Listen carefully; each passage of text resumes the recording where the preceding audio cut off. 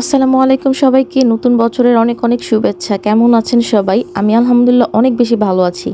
তো আমার কেক কাটার স্টাইল দেখেই বুঝতে পারছেন আমি একটু বিরক্ত, আমি একটু রাগ করেছিলাম আমি আমার হাজব্যান্ডের উপর।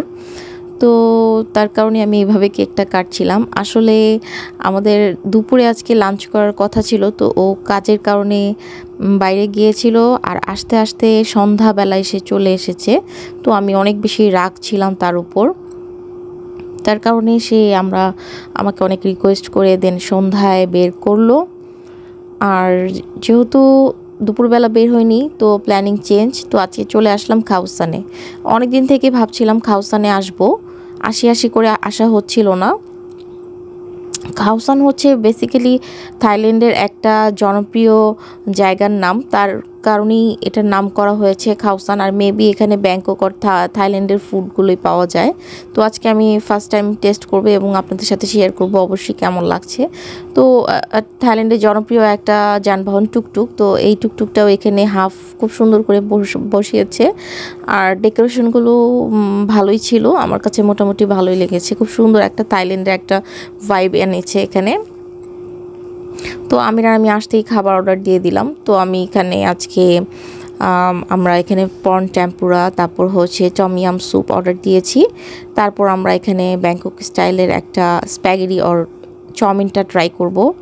চাউমিনটা মজাই ছিল আর প্রন টেম্পুরাটা মজা ছিল, বাট স্যুপটা একটু স্পাইসি হয়নি। আমি ভেবেছিলাম যে অনেক বেশি স্পাইসি হবে, যেহেতু আমরা অনেক স্পাইসি লাভার। তারপর এখানে আমাদের চাউমিনটা চলে এসেছে, চাউমিনটা মোটামুটি মজা ছিল।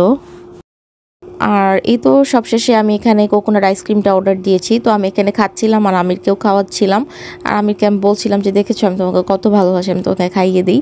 তো এটা শুনেও আমাকে বলছিল যে তুমি আসলে আমাকে খাইয়ে দাও, আমাকে খোটা দেওয়ার জন্য। তো এইটাতে আমি অনেক হাসাহাসি করছিলাম আমরা। তো এরপরে যখন আমি ওকে দিচ্ছিলাম ও আর নিচ্ছিল না, কারণ ও একটু শাই ফিল করছিল। তো খাওয়া দাওয়া শেষ করতে করতে আমার মনে পড়লো যেহেতু গুলশানে এসেছি, তো এখানে একটা ভাইরাল ফুচকার দোকান আছে, তো এখানে যাব। তো আমিরকে বলা মাত্রই ও গুগল ম্যাপে সার্চ দিয়ে দেখছিল, তো পেয়ে গেছে। তো এখন আমরা কিছু কেনাকাটা আছে, বাচ্চাদের খাবার দাবার কিনবো এবং আমার কিছু কসমেটিক্স কেনার আছে। তো এগুলো কিনে তারপর আমরা যাব ফুচকা খেতে। তো এখানে আমি আয়নের জন্য স্ট্রবেরি নিয়ে নিলাম দেখা মাত্রই।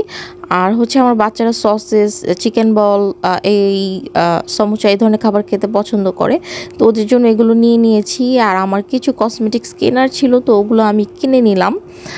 ডিসিসিতে মোটামুটি ভালোই কসমেটিক্স পাওয়া যায়। তো এই তো সব কিছু কেনাকাটা শেষ করে চলে গেলাম ফুচকা ভাই, রিসেন্টলি খুব ভাইরাল একটা গুলশানের ফুচকার দোকান। তো যে দেখি প্রচণ্ড ভিড় এবং প্রায় আমি আধা ঘন্টা পর ফুচকা হাতে পেয়েছে। তো আমি ভাবছিলাম একবার খাবো না, পরে চিন্তা করলাম যেহেতু এসেছি তো আজকে খেয়েই যাব। তো ফুচকাটা খুবই একটা আহামরি কোনো টেস্ট বা এমন কিছু ছিল না। আমির এভাবে লাইনে দাঁড়িয়েছিল, আমার ভালোই লাগছিল। আমার যখন প্রচণ্ড রাগ থাকে আমির উপর, আমি একটার পর একটা আবদার করি এবং ওকে এভাবে ঘোরাতে থাকি। ফুচকা খাওয়ার পর মনে পড়লো যে একটু ড্রিঙ্কস খাওয়া দরকার। তো পাশে এখানে লেমন মিন্ট বিক্রি করছিল, তো আমরা এখান থেকে লেমন মিন্ট নিয়ে নিলাম। ছোট ভিডিও সবার কাছে কেমন লেগেছে জানাবেন। সবাইকে অনেক বেশি ধন্যবাদ আমার পুরো ভিডিওটি দেখার জন্য। এটা কি খাচ্ছ তুমি বেবি?